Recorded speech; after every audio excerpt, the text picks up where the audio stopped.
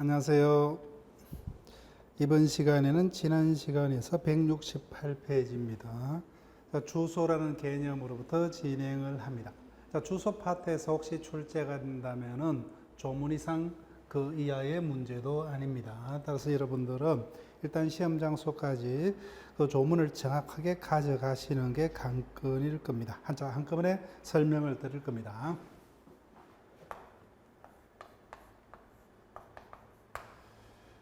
자, 주소라면은 내 생활의 중심 장소를 주소라 합니다. 중심지.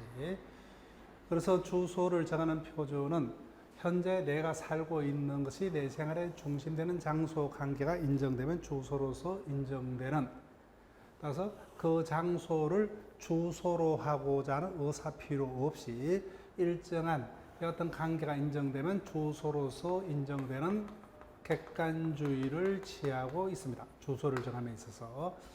그 다음에 주소는 내 생활의 중심되는 장소를 주소로 합니다. 따라서 주소를 일률적으로 조상의 어떤 신주가 모셔져 있는 곳을 주소로 하자는 어떤 형식적인 표준이 아닌 어떤 생활의 실질 관계에 따라서 주소를 정한다 해서 이를 실질주의라 합니다. 그 다음에 민법상 주소는 두 곳 이상 있을 수 있다. 따라서 단일주의가 아니라 복수주의를 취하고 있다. 따라서 민법상 주소를 정하는 표준은 어떤 내 생활의 중심되는 장소 관계가 인정되면 주소로서의 기능이 인정됩니다. 따라서 의사주의가 아닌 객관주의, 그 다음에 조상의 신주 등이 모셔져 있는 어떤 형식적 기준이 아닌 생활의 실질 관계에 따라서 주소로서 정해지는 실질주의, 복수주의로 되어 있더라. 자, 그러면 조문을 볼게요. 18조이랑 생활에 근거되는 곳, 장소죠. 생활에 근거되는 것을 주소로 한다. 주소는 동시에 두 곳 이상 있을 수 있다. 따라서 현행법상 주소에 대해서는 복수주의를 취하고 있더라. 자, 그 다음에 거소, 현재지, 가주소란 개념을 봅니다. 거소, 내 생활의 중심되는 장소를 주소지라 합니다. 근데 거소지라면은 그 같은 생활과의 밀접성 정도가 주소보다 조금 더 떨어지는 장소를 거소지라 합니다. 자, 예컨대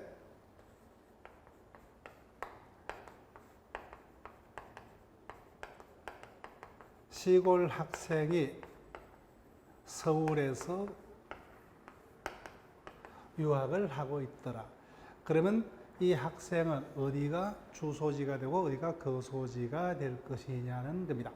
즉 가장 그 장소와 나의 생활의 어떤 밀접성이 높은 장소를 주소지, 그보다 밀접성이 약간 더 떨어지는 장소를 거소지라 합니다. 그러면 당연히 어디가 주소지가 되고 어디가 거소지가 되어야 되겠어요? 당연히 부모님이 살아계시는 시골이 주소지, 학기 중에만 일시적으로 머무른 서울이 하숙집이 거소지가 될 겁니다. 그런데 주소를 정하는 표준은 실질주의이기 때문에 이자가 학교를 졸업하고 서울에서 취업을 했다. 그럼 어디가 주소지로 된다고요? 네, 서울이 주소지가 될 겁니다. 그 다음에 마지막에 현재지요. 장소와 생활의 밀접성 정도가 가장 떨어지는 장소를 현재지라 합니다. 즉 내가 현재 여행 가서 머무르고 있는 호텔방, 여관방 등이 현재지에 해당할 겁니다. 다음은 거소에 관한 조문을 봅니다. 19조, 주소를 알 수 없으면 거소를 주소로 본다. 본다라는 표현이요, 주의해달라 그랬습니다. 앞으로도 계속 주의를 합니다. 본다라는 표현은 추정이 아니라 간주 규정을 의미한다 그러죠.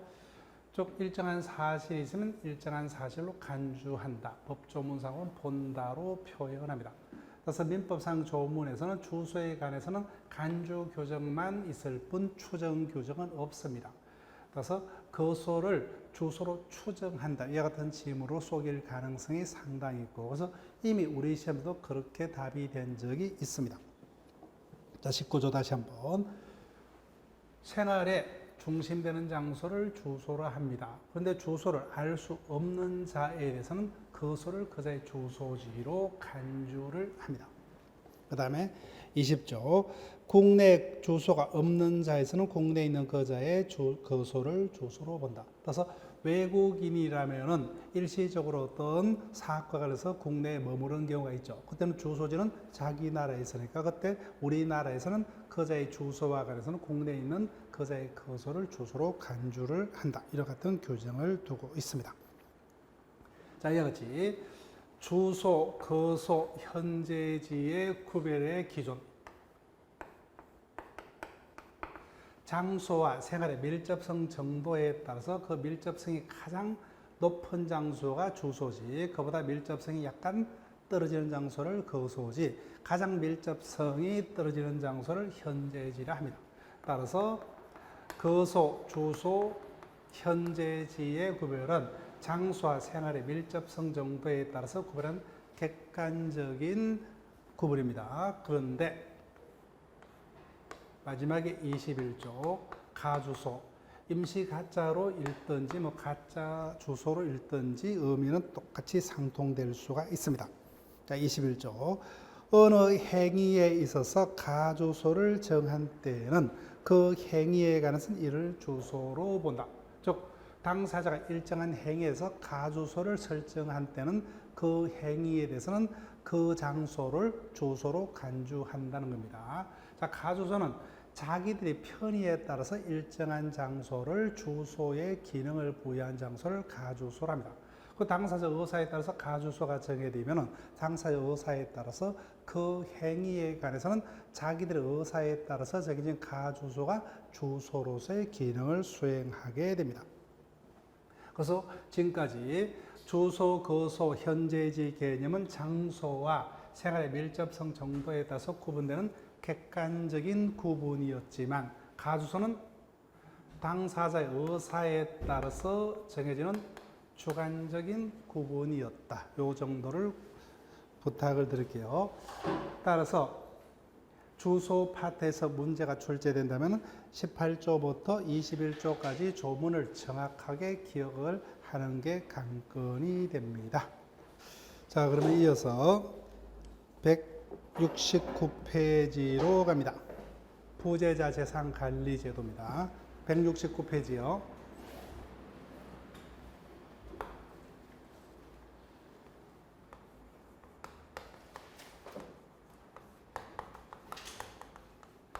자, 우리 시험에서는 부재와 실종이라는 논점에서는 매번 한 문제 이상이 반드시 출제가 됩니다.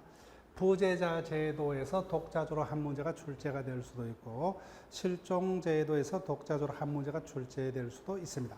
근데 이 사이는 양농점을 합해서 공통적으로 한 문제를 출제하는 경우가 많습니다. 자, 169페이지입니다.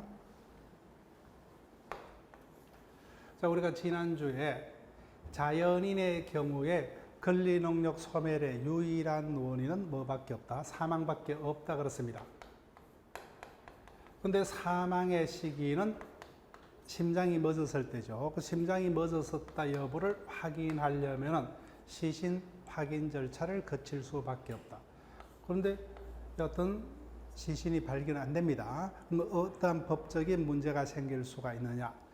자, 이와 같은 원칙을 끝까지 고집하는 순간 잔존 배우자의 재혼의 길이 막히고 상속인 등은 상속을 받을 수 없고 갑에 대한 채권을 가지고 있는 권리자 등은 자신의 권리의 실현이 막힐 수밖에 없다. 따라서 일정한 주소지를 떠난 자가 있으면 이와 같은 여러 가지 법적인 문제가 생깁니다.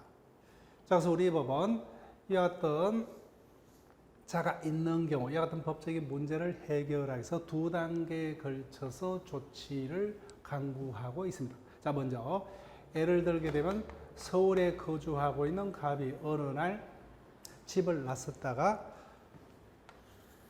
가족 등과 소식이 단절이 되었습니다.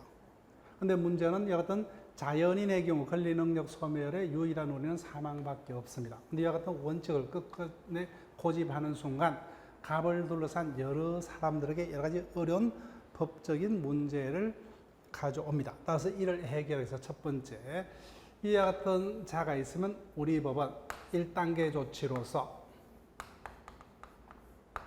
갑이 살아서 돌아오기를 기대하면서 갑이 주소지에 남겨둔 재산을 국가가 대신 관리하는 제도를 택합니다. 이를 부재자 재산 관리 제도라 합니다.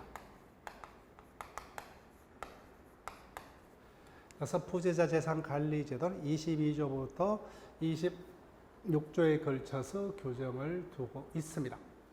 그런데 이와 같은 1단계 조치를 영원히 지속할 수가 없습니다. 따라서 잔존 배우자에게도 재혼의 길을 열어줘야 될 것이고 자식에게도 아버지의 재산을 상속받아서 생활할 수 있도록 기회를 줘야 될 것이고 갑의 채권자 등에는 자신의 채권을 실현할 수 있는 기회를 줘야 될 겁니다. 그래서 이와 같은 최종적인 어떤 이와 같은 법적인 문제를 해결하기 위해서 일정한 요건에서 갑을 사망자로 법적으로 다룰 필요가 있다. 이를 실종 제도를 합니다.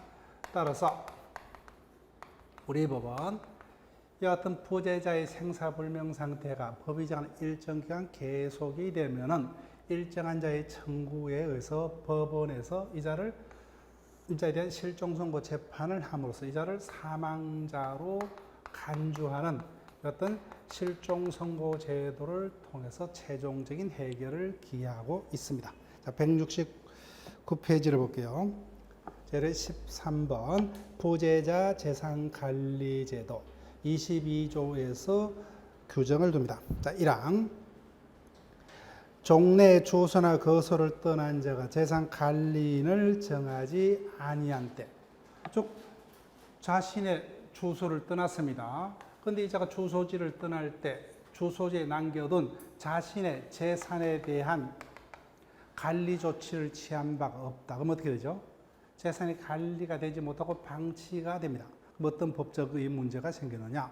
돌아왔을 때 자신의 재산이 감소되면 부재자 본인에게도 불리하고, 그 다음 뭐요? 부재자의 재산을 상속받을 상속인 등 관계자에게도 불리한 효과가 생긴다. 그래서 이런 자들이 있으면, 즉 주소지에 남겨둔 부재자의 재산이 관리 조치가 되지 못한 경우는 국가가 일정한 요건에서 대신 그자의 재산을 관리를 하고자 한다. 이를 부재자 재산 관리 제도라 합니다. 자, 다시 계속 조문을 갑니다. 1항 종래 주소나 거소를 떠난 자가 재산 관리인을 정하지 아니한 때, 즉 재산이 관리되지 못하고 있는 때에는 법원은 이해관계인이나 검사의 청구에 의해서 재산 관리에 필요한 처분을 명하여야 한다죠. 따라서 이와 같은 요건이 구비되면 반드시 법원은 선택의 여지가 없이 부재자 재산 관리 명령을 반드시 해야 됩니다. 자, 밑에 내용을 보세요. 종래 주소를 떠난 자가 당분간 돌아올 가능성이 없습니다. 그러면 어떤 문제가 생길 수가 있느냐? 그럼 주소지에 남겨둔 그자의 재산이 관리가 되지 못하고 방치 상태에 놓여 있을 수 있다. 근데 이 상태를 그대로 내버려 두게 되면 본인이 돌아왔을 때 본인의 재산이 감소하는 불이익뿐만 아니라 뭐요? 본인이 사망했을 때 그자의 재산을 상속받을 상속인 등에게도 불리한 효과가 생길 수밖에 없습니다. 따라서 이런 경우에 법원은 일정한 자의 청구에 의해서 그자의 주소지에 남겨둔 재산을 국가가 대신 그자가 살아도기를 기대하면서 대신 관리를 해주고자 하는 제도를 두고 있다. 이를 부재자 재산 관리 제도라 합니다. 자, 두 번째 14번 실종 선고 제도로 갑니다. 그런데 지난주에도 우리가 봤지만은 자연인의 경우 권리 능력의 취득의 유일한 원인은 출생밖에 없고 자연인의 권리 능력의 소멸의 유일한 원인은 사망밖에 없다 했습니다. 근데 자연인이 언제 사망을 했느냐? 사망의 시기는 심장이 멎었을 때. 근데 심장이 멎었다 여부는 시신을 확인치 아니하고는 확인할 수 없죠. 근데 시신이 발견이 되지 않습니다. 이와 같은 원칙만 절대적으로 고집하는 순간 잔존 배우자는 재혼할 수 없고 자식은 상속받을 수 없고 채권자 등 갑에 대한 권리자들은 자신의 권리를 실현할 수 없는 이와 같은 어려운 법적인 문제가 생길 수밖에 없다. 그래서 이 어떤 법적인 문제를 해결하기 위해서 일정한 필요한 범위 내에서 이자를 사망자로 법률적으로 취급하자 하는 제도를 실종제도라 합니다. 자, 그럼 요건을 볼게요. 27조 이하에서 규정을 둡니다. 1항 부재자의 생사가 5년간 분명하지 아니한 때에는 법원은 이해관계인이나 검사의 청구에 의해서 실종 선고를 하여야 한답니다. 그래서 반드시 이와 같은 요건이 고비되면은 갑에 대한 실종 선고는 법원은 선택의 여지가 없죠. 반드시 갑에 대한 실종 선고를 해야 됩니다. 근데 이항 실종 기간은 5년짜리도 있고 1년짜리도 있습니다. 따라서 실종 기간이 5년인 실종 제도를 보통 실종이라고, 실종 기간이 1년만 되면 실종 선고가 가능한 실종 제도를 특별 실종이라 합니다. 자, 이항 전지에 임한 자, 침몰한 선박 중에 있던 자가 추락한 항공기 중에 있던 자, 기타 사망의 원인이 될 위난을 당한 자의 생사가 전쟁 종지 후, 즉 전쟁이 끝난 때로부터 선박의 침몰, 항공기 추락, 기타 위난이 종료한 때로부터 1년간 분명치 아니한 때도 제1항과 같다. 따라서 이런 자들에서 이해관계 또는 검사의 청구가 있으면 법원은 반드시 그 자에게 실종 선고를 하여야 합니다. 자, 내용 보세요. 그래서 실종 선고 제도란 부재자의 생사불명 상태가 법이 정하는 일정 기간 계속이 되면은 그자와 관련된 어떤 법적인 문제의 최종적인 해결을 위하여 법원이 일정한 자의 청구에서 그자에 대해서 실종 선고라는 재판을 함으로써 그자를 사망자로 간주하는 제도를 실종제도라 했습니다. 따라서 간주는 어떻게 조문상으로 된다고요? 본다로 규정을 합니다. 따라서 실종 선고를 받은 자는 사망한 것으로 간주가 됩니다. 자, 지금까지 부재자 제도의 존재 이유와 실종 제도 인정 취지 등과 그래서 개념을 설명을 드렸습니다. 점 15번 법인으로 갑니다.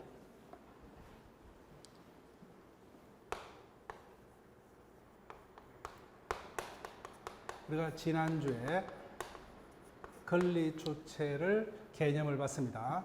먼저 권리란 소유권, 전세권, 저당권, 인격권, 생명권 등 조금 우수한 권리들이 있죠. 그런데 이와 같은 권리란 일정한 이익을 누릴 수 있도록 법이 주어지는 힘을 권리다 했을 때 이와 같은 권리를 가질 수 있는 자, 권리의 기속 주체를 권리 주체라 하고, 이와 같은 권리 주체는 우리와 같은 육체적 존재인 자연인이 있다 했죠. 그 중에 자연인 빼고 또 한 명이 뭐예요? 법인이라 했습니다. 법인. 그럼 법인이라는 자는 누굽니까? 권리 주체 중 자연인을 제한 나머지 권리 주체를 법인이라 합니다. 법인. 그럼 어떤 자가 법인이 되느냐? 법인이란 일정한 목적을 달성하기 위해서 결합한 일정한 단체입니다. 일정한 단체. 일정한 단체에 대해서 법에 의해서 우리 자연인과 똑같이 권리 주체로서의 자격이 부여된 단체를 법인이라 합니다. 단체. 그래서 법인은 단체예요. 근데 단체는 두 가지 종류가 있습니다. 일정 목적 하에 결합한 사람의 단체. 사람의 단체에 대해서 우리 자연인과 똑같이 권리 주체성이 부여된 법인은 뭐예요? 줄여서 사단이죠. 이를 사단법인이라 합니다. 사단법인. 사단법인. 즉 일정한 사람의 단체에 대해서 우리 자연인과 똑같은 권리 주체로서 자격이 부여된 법인을 사단법인이라 하고, 그 다음에 두 번째, 일정한 목적하에 결합한 재산의 단체입니다. 이 같은 재산의 단체, 줄이면 재단이죠.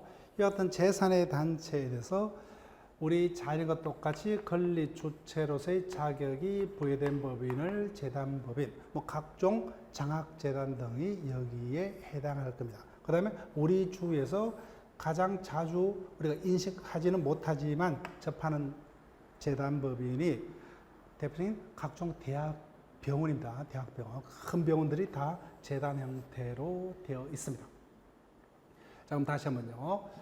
권리 주체는 육체적 존재인 우리 자연인과 나머지 법인이 있습니다. 권리 주체는 두 명밖에 없어요. 그럼 법인은 권리 주체 중 우리 자연인을 제한 나머지의 권리 주체를 법인이라는데 누가 법이 되느냐?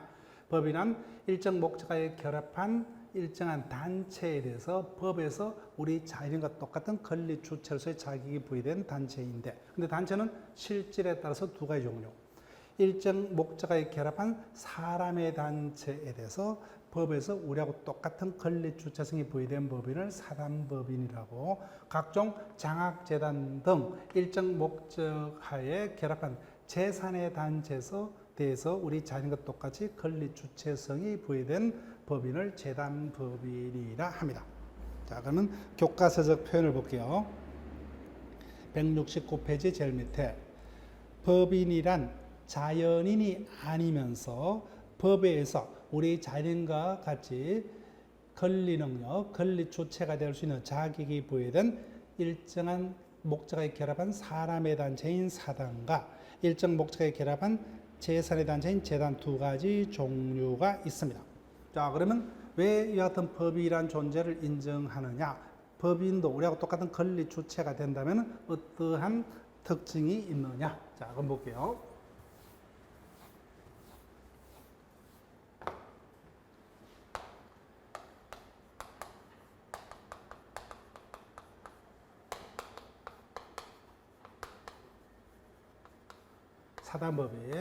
사단법이라면 일정 목적하에 결합한 사람의 단체죠. 사람의 단체. 그 사람의 단체에 대해서 우리 자연과 똑같은 권리 주체성이 법에서 부여된 법인을 사단법인. 그럼 사람의 단체니까 사단법인의 구성원, 단체니까 2명 이상이겠죠. 따라서 그 사단법인의 구성원을 줄여서 사원이라 합니다. 사원. 자, 그럼 사단법인의 구성원은 나와 같은 A 등 여러 명이 이 같은 단체를 조직했습니다. 자, 그러면 어떻게 될 것이냐? 사단법인도 우리하고 똑같은 권리 주체라 했습니다. 자, 재산이 있어요. 뭐 토지일 수도 있고 뭐 건물일 수도 있고 자동차일 수도 있습니다. 자, 그럼 우리 자연인을 먼저 볼게요. 갑. 당연히 자연인은 누구든지 평등하게 권리 의무의 주체가 되죠. 그러면 갑이 토지를 가지고 있다면 토지에 대한 소유권을 가지고 있을 거고, 타인에게 돈을 대출하고 이를 담보하기 위해서 저당권을 설정했다면 뭐야? 저당권이라는 권리를 가지고 있을 겁니다. 따라서 자연인은 각종 물건에 대한 소유권, 뭐 저당권, 그다음에 생명권, 정조권 등 무수한 권리를 가질 수 있다. 그럼 법인도 우리하고 똑같은 권리 주체이기 때문에 그럼 그 재산이 있습니다. 뭐 토지가 될 수도 있고 건물이 될 수도 있고 자동차가 될 수도 있다. 그럼 그 재산은 누구께 되느냐? 그 사단법인의 구성원인 사원 것이 되느냐, 아니면 사단 자신 것이 되느냐? 사단도 우리하고 똑같은 권리 주체를 했죠. 그러면 그 재산은 당연히 누구 겁니까? 이자도 우리하고 똑같이 어떤 토지에 대한 소유권, 건물에 대한 소유권 등 권리를 가질 수 있는 권리 주체입니다. 그렇기 때문에 그 재산은 누구예요? 법인 겁니다. 따라서 그 재산은 법인 자신의 재산이 되고 그 구성원인 사원들의 재산하고는 별개입니다. 그래서 똑같이 권리 주체이기 때문에, 자, 그러면 이자도 권리 의무를 획득하는 활동을 할 수 있겠죠. 근데 이자는 단체이기 때문에 우리 자연인과 다른 특성이 있습니다. 근데 단체가 활동을, 현실적인 권리를 취득하고 의무를 부담 행위를 하려면 뭐요? 법인을 대신할 일정한 조직이 필요하겠죠. 이를 기관이랍니다. 기관. 그래서 법인도 이 같은 기관을 통해서 우리하고 똑같이 권리 의무를 획득하고 보다만 이 같은 행위를 할 수가 있고, 그 재산이 있다면 자신의 단독 소유가 됩니다. 자, 여기까지 볼게요. 그래서 둘째 줄, 단체의 재산은 그 단체 자체가 권리 주체이기 때문에 구성원 재산과 별개의 독자적인 재산이 되고, 그 다음에 단체도 뭐야? 권리 주체이기 때문에 일정한 조직, 즉 기관을 통해서 현실적으로 권리와 의무를 획득하고 보다만 활동을, 행위를 할 수가 있습니다. 넷째 줄 마지막에. 그래서 민법상의 법인은 그 단체 실제 사람의 단체인 사단법인과 재산의 단체에 대해서 권리 능력이 부여된 재단법인 두 가지 종류가 있는데, 여하튼 민법상의 법인은 사단법인이 되었던 재단법인이 되었던 민법상의 법인은 비영리를 목적으로만 설립할 수 있다. 따라서 이익을 추구하는 영리를 목적으로 한 법인은 민법상의 법인이 될 수가 없습니다. 즉 영리를 추구하는 각종 회사 등은 상법의 규율을 받고, 민법은 어떤 영리 아닌 학술 등 비영리 사업을 목적으로 하는 법인만 민법의 규율을 받는다. 자, 그럼 넘깁니다. 비법인 사단. 자, 권리 주체는 자연인과 법인이 있다고 씁니다. 그럼 자연인의 경우는 언제부터 자연이 됩니까? 출생이죠, 그죠? 즉 출생해야만 권리 주체인 자연이 됩니다. 따라서 아직까지 출생하기 전은 뭐요? 엄마 뱃속에 있는 자는 태아라는 생명체에 불과합니다. 따라서 자연인이 아니에요. 따라서 현행법상 권리 주체는 이미 태어난 자연인과 법인만이 권리 주체가 됩니다. 따라서 태아는 원칙적으로 권리 주체가 될 수 없다. 권리 능력을 못 가집니다. 따라서 자연인의 경우는 권리 능력의 취득의 유일한 원인이 출생입니다. 그래서 이와 같은 개념을 대비해서 법인은 언제부터 우리 자연인과 똑같은 권리 주체가 될 수가 있느냐? 그럼 법인도 출생을 해야 되겠죠. 그래서 민법상 사단법인이 되었던 재단법인이 되었던 법인이 성립하려면 네 가지 조건. 그 설립 목적이, 법인의 설립 목적이 비영리라야 됩니다. 영리를 목적으로 한 법인은 상법의 규율을 받고 민법상의 법인으로는 성립할 수가 없습니다. 두 번째, 사단이 됐든 재단이 됐든 법인은 단체죠. 그럼 단체를 설립하기 위해서 설립 행위가 있어야 됩니다. 설립 행위가 있을 것. 그 다음 민법상의 법인 설립은 주무관청의 설립 허가를 받아야 됩니다. 주무관청의 설립 허가가 있을 것. 자, 자세한 것들은 우리가 이론 수업 시간에 정리를 합니다. 마지막에 자연인은 언제부터 권리 주체인 자연인이 된다고요? 엄마 뱃속으로부터 태어나야 되겠죠.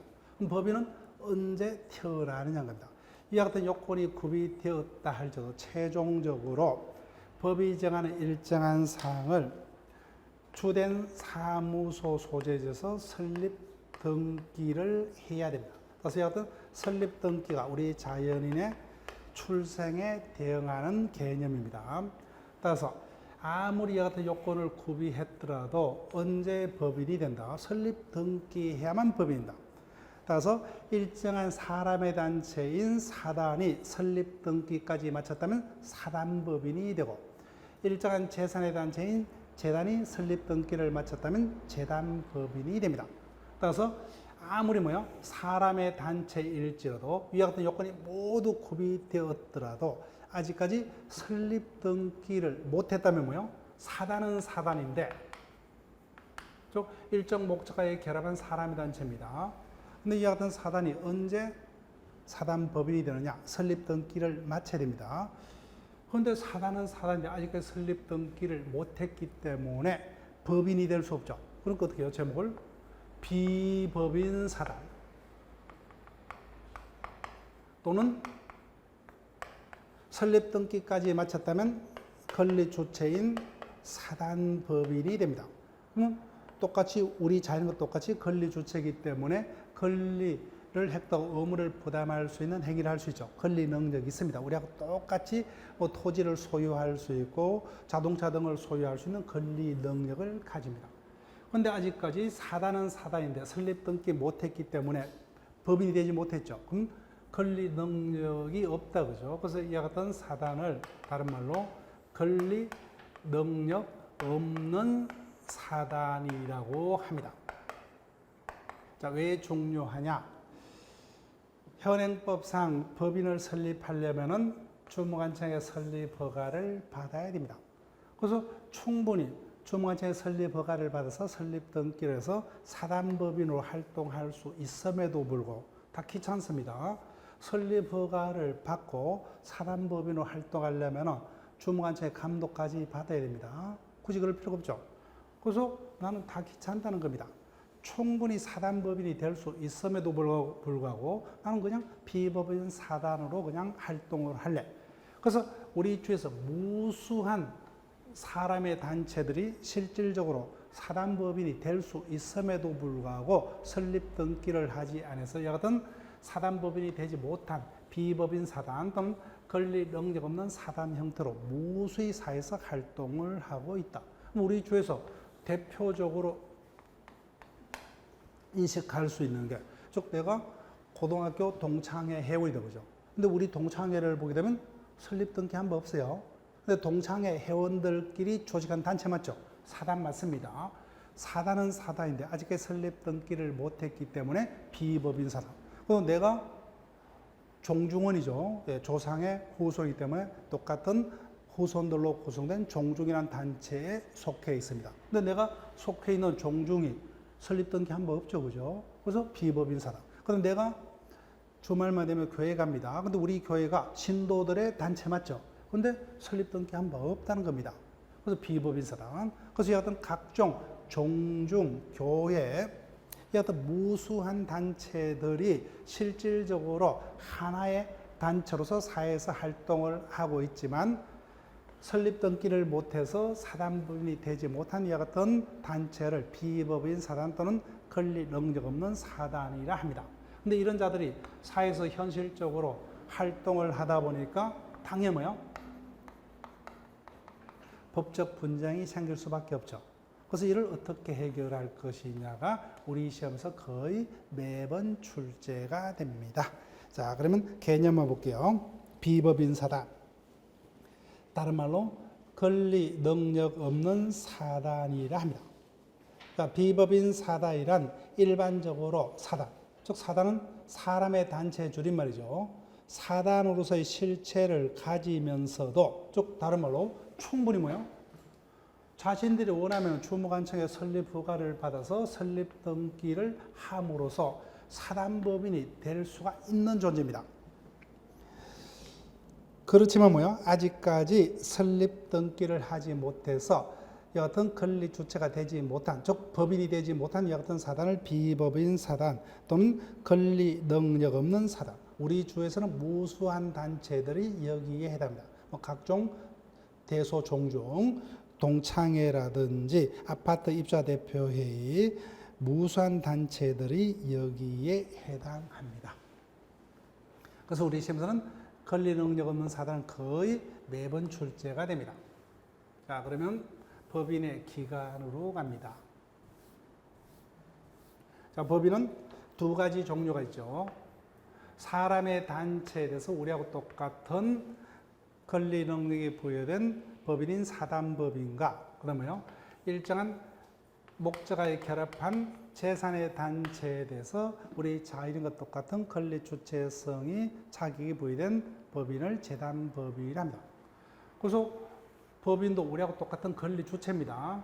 권리 주체의 하나이기 때문에 현실적으로 우리하고 똑같이 권리를 획득하고 의무를 부담하는 사회 활동을 할 수가 있다. 그런데 명백히 우리하고 다릅니다. 우리 자연인은 육체적 존재이기 때문에 일정한 토지에 대한 소유권, 자동차의 소유권 등을 획득해서 자신이 직접 육체적으로 활동해서 권리를 취득하고 의무를 부담하는 행위를 할 수 있지만 이 어떤 단체 자신이 우리 자연인과 똑같이 뚜벅뚜벅 자기가 걸어다니면서 이 같은 권리를 획득하고 의무를 부담하는 행위를 할 수가 없죠, 현실적으로. 그런데 이자도 권리 주체이기 때문에 당연히 권리를 획득하고 의무를 부담하는 행위를 할 수가 있다. 그런데 이와 같은 것을 위해서 필요한 그 단체 조직을 법인의 기관이라 합니다. 기관. 그래서 법인은 이와 같은 기관을 통해서 권리 의무 획득 활동을 합니다. 자, 그럼 여하튼 법인의 경우는 그 기관의 종류가 세 가지 종류가 있습니다. 첫 번째, 단체죠. 사람의 단체 또는 재산의 단체입니다. 이와 같은 단체가 현실적으로 활동하려면 그 단체의 의사를 하나로 만들어야 되겠죠. 그래서 이 같은 사람의 단체라면 여러 사람들의 의사를 뭐야? 다수결을 통해서 단체 의사로 할 수 있는 이 같은 조직이 필요하겠죠. 이를 의사결정기관. 먼저 단체 의사를 결정하는 조직이 필요합니다. 그러면 당연히 동창회의 의사는 뭐야? 동창회 회원들의 총회에서 다수결을 통해서 의사가 결정되겠죠. 그래서 이 같은 의사결정기관은 사원총회가 됩니다. 즉 사단법인의 구성원을 줄여서 사원, 즉 구성원 전으로 구성된 회의체가 의사결정기관이 될 겁니다. 그런데 어떤 의사결정기관인 총회는 사람의 단체인 사단법인에만 있을 수 있고 제3의 단체는 있을 수가 없죠. 그죠? 있을 수가 없습니다. 그래서 단체 의사가 결정이 되었습니다. 그럼 현실적으로 어떤 권리주체인 법인인 단체를 위해서 현실적으로 대외적으로 활동을 하고 대내적으로 법인의 업무를 집행하기 위한 이 같은 기관이 필요하겠죠. 따라서 법인의 업무 집행 기관이 필요합니다. 즉 원칙적으로 사단 재단공의 이사가 여기에 해당합니다. 그 다음에 이 어떤 업무 집행 기관이 자신의 어떤 권한을 악용한다든지 또는 법인의 재산을 빼돌린다든지 이 같은 문제가 있을 수 있겠죠. 그래서 업무 집행 기관의 업무 집행을 감독하고 재산 상황을 감시하는 기관이 필요합니다. 이를 감독기관. 감독기관은 감사가 여기에 해당합니다. 근데 민법은 비영리 법인이기 때문에 여하튼 감독기관인 감사는 자신들이 필요에 의하면 둘 수 있는 임의기관 형태로 되어 있습니다. 자, 그럼 법인의 경우는 여하튼 기관 파트에서 출제가 되는데 당연히 상식적으로 어디에서 주로 출제가 될 것이냐? 사원총회라는 기관은 뭐요? 사단법인의 일정한 목적에 결합한 사람의 단체를 사단법인. 그 여하튼 사단법인의 내부적인 의사를 결정하는 기관이죠. 따라서 대직인 어떤 거래 행위하고는 직접적인 연관성은 없죠. 그죠? 그런데 여하튼 이 사항은 현실적으로 대외적으로 법인을 위해서 업무를 집행하고 활동하는 기관. 그럼 거래 안전과 직결되는 기관은 어디입니까? 여기죠. 그죠? 그럼 어디가 주로 출제가 되겠다? 예, 여기서 주로 출제가 되겠죠. 그래서 우리 시험에서 이사는 거의 매번 출제가 됩니다. 자, 먼저 이사로부터 갑니다. 57조. 법인은 이사를 두어야 한다는 겁니다. 선택의 여지가 없죠. 따라서 모든 법인은 반드시 이사를 두어야 합니다. 그럼 이사는 어떤 역할을 하는 자이냐? 내용요. 대외적으로는 법인을 대표해서 현실적으로 법인을 위해서 뭐요? 권리를 취득하고 의무를 부담하는 여하튼 현실적인 행위를 합니다. 그래서 다른 말로 여하튼 이사의 일정 요건에서 행위는 법적으로 누구 자신의 행위요? 법인 자신의 행위가 됩니다. 그럼 대내적으로는 법인의 업무를 집행하는 반드시 돼야 되죠. 모든 법인. 다 사단법인이 되었든 재단법인이 되었든 반드시 돼야 하는 필수기관. 다만 이사의 수를 몇 명을 할 것이냐, 임기를 어떻게 할 것이냐, 이거는 민법에서 제한을 두지 않습니다. 자기들이 임의로 정할 수가 있습니다.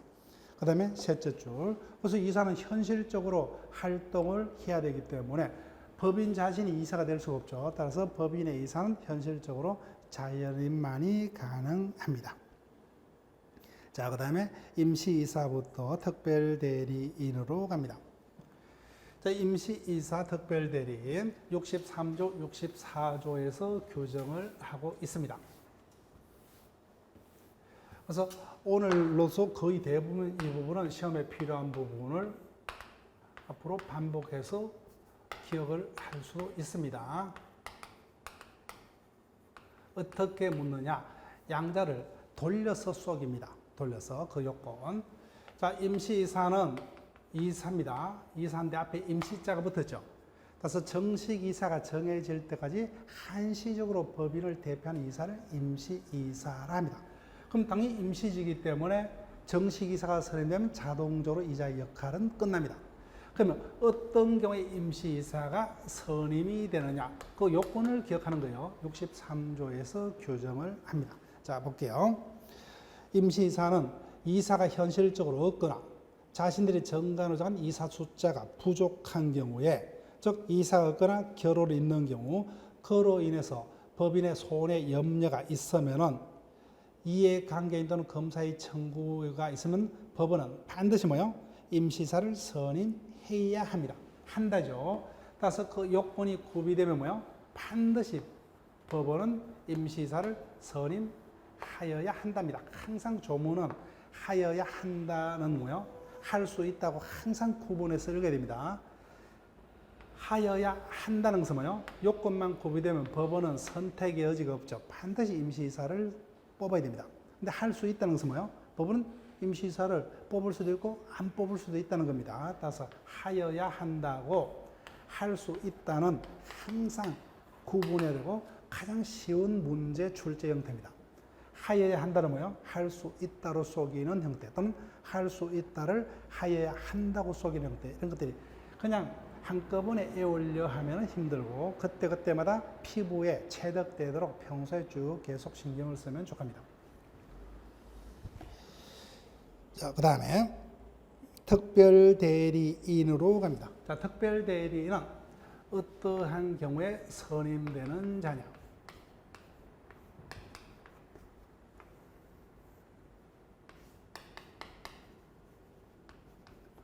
갑이 A 법인의 이사입니다. 근데 A 법인이 지금 어떠한 문제가 있느냐? 사업을 해서 토지를 매수하고자 합니다. 그럼 현실적으로 이사가 법인을 대신해서 토지 매매 계약을 체결하겠죠. 그런데 보니까 뭐요? 자신의 토지를 법인에게 매도합니다.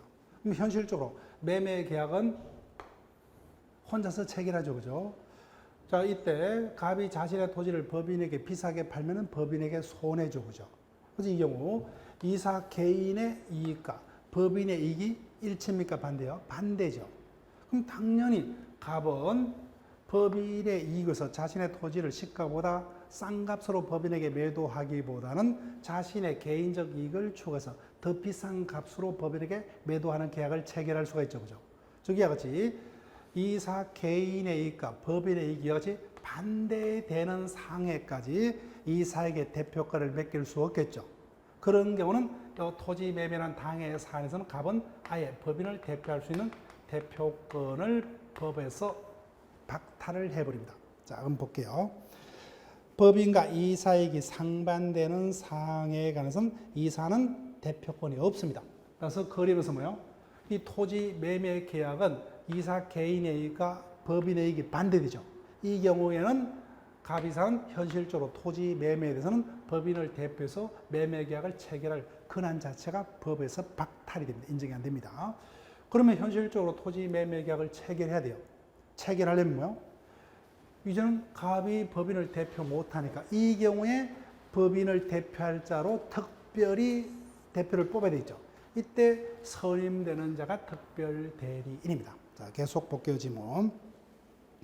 이 경우에 법인은 이해관계인 또는 검사의 청구에서 당해 사안에 한해서만 법인을 대표할 자로 법인의 대표기관인 특별대리인을 반드시 선임해야 됩니다. 그러면 특별대리인이 선임되었습니다. 그럼 어떻게 해요? 현실적으로는 법원에서 선임된 특별대리인이 A 법인을 대표해서 이사 각각 토지 매매 계약을 체결하게 되는 겁니다. 자, 그러면 임시이사는 어떤 경우에 현실적으로 법인에게 이사가 없거나 결혼이 있는 경우에 법인의 손해 염려가 있는 경우 이해관계된 검사의 청구에서 선임되는 대표를 뭐요? 임시이사라고. 법인의 이익과 이사 개인의 이익이 반대되는 경우에 그때는 당해 이사는 그 당해 사안에서 법인의 대표권이 없기 때문에 그 당해 사안에 한해서만 법인을 대표할 기관으로 법원에서 선임되는 법인의 대표를 특별대리인이라 합니다. 그래서 우리 시험에서 양자를 묻는 지문이 자주 출제가 되는데 그 요건이에요.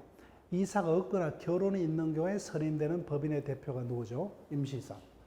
법인의 이익과 이사 개인의 이익이 반대되는 경우에 선임되는 법인의 대표는 특별대리. 여기서 순서를 속여서 묻는 그런 지문이 자주 출제가 됩니다. 자, 감사요.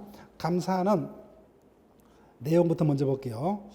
감사는 사단, 재단, 공의, 민법상의 법인은 비영리를 목적으로 됐기 때문에 다 임의기관으로 되어 있습니다.